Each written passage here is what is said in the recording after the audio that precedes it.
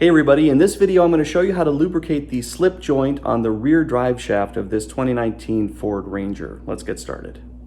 This is the drive shaft of the Ranger and this is called the slip joint. It is located just to the rear of the carrier bearing and sits on the rear half of the drive shaft before it gets to the rear differential right back there. And the reason I'm going to lubricate this is because I feel a clunk in the drive line when I'm pulling into a stop sign and then pulling away from the stop sign. You know, after you come to a complete stop, give it moderate throttle and you'll feel a clunk, and that's this slip joint slipping in and out. Without proper lubrication, it kind of binds up a little bit, and I understand from the factory these didn't necessarily get lubricated very well. I've never opened this one up. We're going to find out together whether it had any lubrication from the factory. So we're going to start here at the very back of the truck. This is the mount flange for the rear differential that mounts to the universal joint that comes off the back of the rear drive shaft. And the first thing you want to do is make a mark like this that will indicate that this bolt hole has to line up with this part of the flange. It's very important that you re-index this properly. So only mark one of them so you don't get confused, but make sure when you put the drive shaft back in that the blue mark lines up, that you don't accidentally put this ear up in this mounting location, for instance. That'll clock it and it'll be out of phase and it will introduce all kinds of driveline vibrations. Similarly, here up at the slip joint itself, I put a little mark on the front part of this drive shaft right before the boot that I'm going to be removing, and another mark back here. And this is just for me to kind of eyeball it to make sure that I haven't missed a tooth when I'm putting this slip joint back together. Let me just briefly go over some of the things you're going to need for this job. The first is some lubricant like this. This is the Ford official PTFE lubricant, which is designed specifically for lubricating this slip joint right here. It's a great lubricant for other things as well, but it's specifically for slip joints. You're also going to need a new boot. That's this part right here. Looks like the part number, hold this up where we can see it. The part number on this is AB3Z4421-A. You're also going to need some CV boot clamp pliers like these. I'm not sure if you can use any other kind of like side cutters or anything like that. These are only 10 bucks at my local O'Reilly's, so I decided to just pick them up. That way I'll have them on hand if I ever need to do some CV boots or anything else that has those metal band clamps. Also, to give myself a little bit more room, I went ahead and put the truck up on jack stands in the rear, and I drove it up onto some ramps in the front. This will give me a little bit of extra room, and I've checked to make sure it's nice and secure. It's not going to roll away or try and squish me when I take this drive shaft out. So with the wheels off the ground and the truck in neutral, I can freely rotate this around so that I can get the bolts in the correct orientation to be able to get them off. The only problem is, with this thing rotating, of course, you can't get the torque on these, so I'm going to have to go put the parking brake on, which will hold that so I can get those bolts out. So these bolts are 15 mil and they're torqued to 81 foot-pounds supposedly, so they will be tight. There's the first one.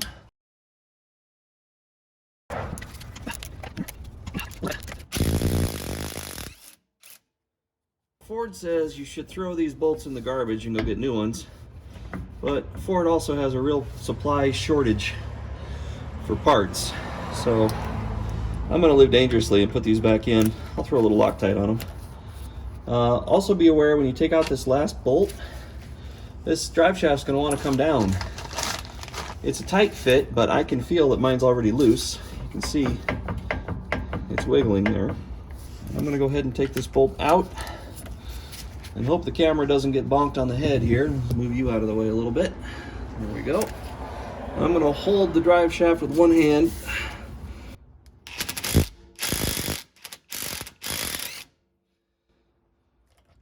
Okay. There we are. That's the 4 bolts out. I'm holding the drive shaft up with a hand, and down she comes. Just for giggles, we'll get you a little closer look at what my rear flange looks like. Looks like we've got a little bit of surface rust, nothing to worry about there. Got about 20,000 miles on the truck, not quite 20,000. And you can see there's quite a bit of Loctite that Ford put in at the factory, so I will be doing the same when I reassemble. Turning our attention to the slip joint itself, you can see that that is here now. If I can get this band clamp off, then I can remove the whole drive shaft, take it over the workbench, and we can get a closer look at things. So I'm gonna get a flathead screwdriver and try and pry that open. So I think if I just put a flathead right in there and give it some twisties, it'll open that joint up a little bit.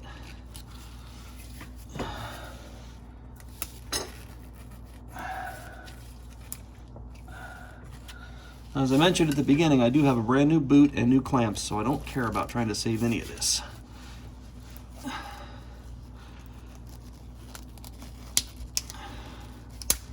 There we go. Clamp opened and removed. And now that slides right out. Okay. Just like that. There we go. Okay, so for anyone who's curious how much lubrication Ford puts on from the factory, the answer is next to none.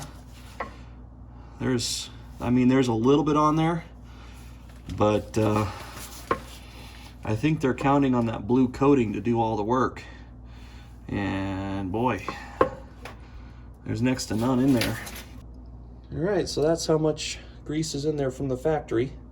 I don't know much about anything, but that doesn't seem like it's enough, particularly because the instructions I've read indicate you really want to slather these things pretty darn full of grease.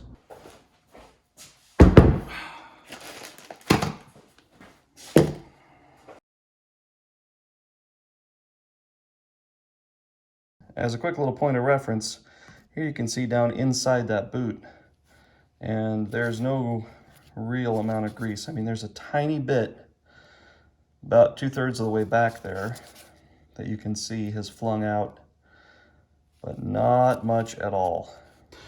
I don't know exactly how much grease to put on these. I haven't really found any guides for this specific year of the Ranger, but other guides that I've found for F-150s and older Rangers say, probably just go ahead and put on all of it.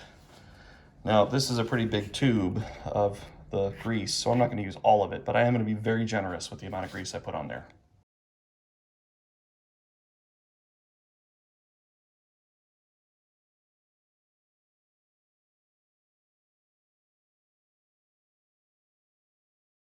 So I'm not sure if that's the right amount, but it's certainly not too little, I don't think. It might be a little heavy, but I'm not only going to grease up the splines themselves, but I'm also going to put some of this grease up into the hole this goes into. Let's see just how much of this we can get in here. Oh yeah, we'll go with about that much before it has a chance to drip out.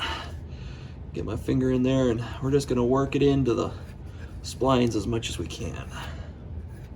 I think I've seen on the F-150s, they tell you to use all the grease that they give you with the little kit that they have for that specific drivetrain.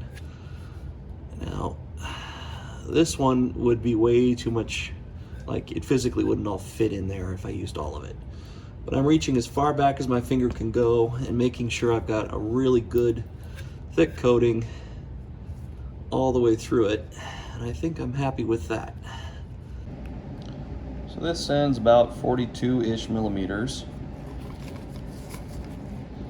The other end is about 45-ish, 46-ish millimeters. So this has a front and a rear, it looks like. And if I had to guess, this is going to be the smaller. This is 42. So there is a front and rear of this thing. Make sure you put the 42 millimeter end onto the drive shaft, and the other end goes on to the end that's closer to the carrier bearing. So there's 42. So this end here goes on that section. If you put it on this way, it'll be too big. Which is probably self-evident by the way that this thing's going to go on. I'm going to try not to get grease all over the boot. Slide it on there, careful. Here we are. It's like docking the ISS. And we'll just cram that down as far as it goes till it bottoms out. Then this clamp comes preset on its tightest setting, it looks like. So I just need to get my band clamp pliers on there and tighten that sucker down.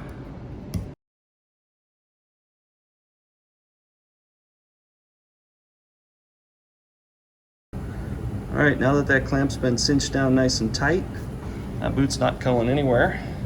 It's very secure. Go ahead and put this back up into the truck. Hopefully you can see this little blue mark right here at the end of my thumb, and also this blue mark that I put onto the shaft before I pulled out the slip yoke. So, if I get those sort of kind of lined up-ish, then this thing should slip right together. No, no, no.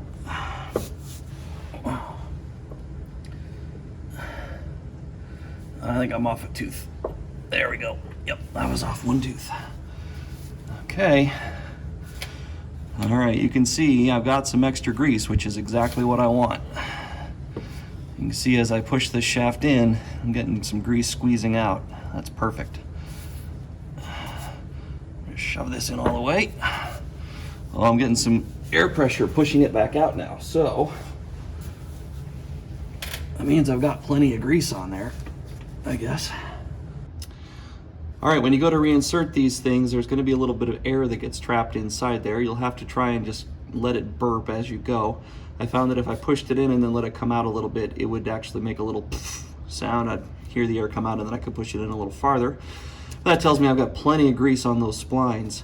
I'm going to hold off on reattaching this clamp until after I've attached the drive shaft to the rear diff, just to make sure that everything is seated properly before I use this clamp, because it's a one-time use. All right, let's turn our attention to getting this drive shaft reattached to the rear diff. All right, hopefully you can see I've got my blue line marked and lined up properly there. I grab my first bolt and just put it through to line things up, which will keep the drive shaft in place. Get you in here and let you see a little bit better. I've made sure that I've realigned this so that it's definitely where it was in the first place, so everything is clocked back the way that it was from the factory. Go ahead and get these bolts in. So I've got the first bolt in here, just keeping things held together and lined up properly so that I can put Loctite on the other bolts and drive them home. I'm using blue because that's what Ford used. Just a dab will do ya.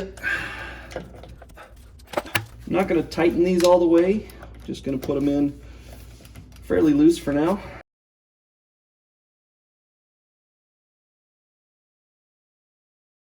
I don't have the world's most beefy impact, so I'm just going to use this to snug them. And then I will put the parking brake on, grab my torque wrench and torque these to 81 foot-pounds, which is what the shop manual says.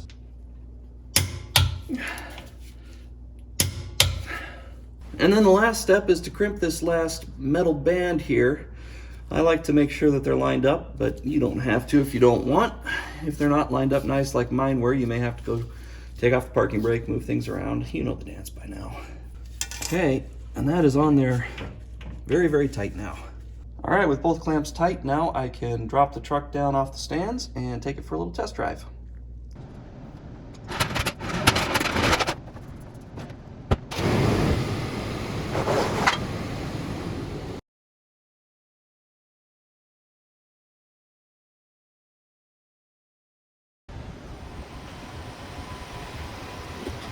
And after a quick test drive, it's obvious that this has taken care of that thunk and clunk problem when I was stopping at a stoplight.